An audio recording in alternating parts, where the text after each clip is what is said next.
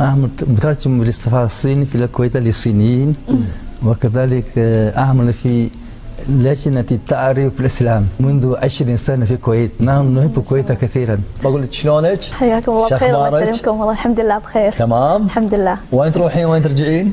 سولفي. خلينا نبلش الحين بالسوالف. ايوه بلشي بالسوالف، انا ابيك تسولفين. اي اليوم يعني وايد احنا فرحانين ان احنا قاعد عبر اثير تلفزيون الكويت ان احنا نلتقي فيكم برنامج ليالي الكويت. يعطيكم العافيه على هذا اللقاء الطيب. فكنت متعلمه بعض اللهجات السعوديه، يعني مثلا لما نقول ابي ماي بالكويت ابي ماي، بالسعوديه ابغى مويه. الله. فحتى استغربنا انه ليش الفرق، كنت استغرب ليش هني الجيم يقولونها او يقلبونها يا، يعني ييتي ما يقولون جيتي. مثلا انا احب هالشيء وايد بالكويتي، بالسعوديه انا احبه مره. كنا طالعين من امتحان، فالبنات طالعين يقولون امتحان ماي. انا قاعد اقول يعني شنو سقع علاقه الماي بالامتحان؟ قلت امتحان اليوم ماي سويت ماي شنو علاقه الماي بالامتحان؟ انا الحين ما فهمت ان الماي معناته يعني سهل.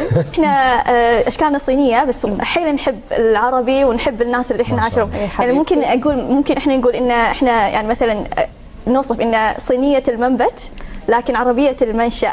ممكن طينتي هي عباره عن مزج بين تربه الصين وماء العروبة، فحظينا بما فيها من عذوبة.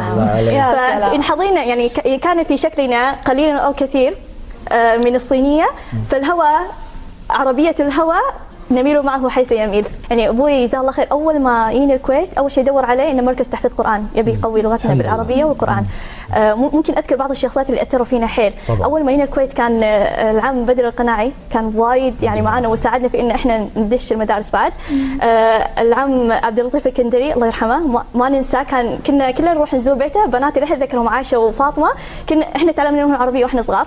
الشيخ العم عبد الله النوري هم بناته شيخه وطيبه، تعلمنا منهم واحتكينا فيهم حيل. هم اللي يعرفونا على القرقعان. تخيلوا احنا شله صينيه كنا نروح نقرقع الناس، نطق الباب ويشوفون الصينيه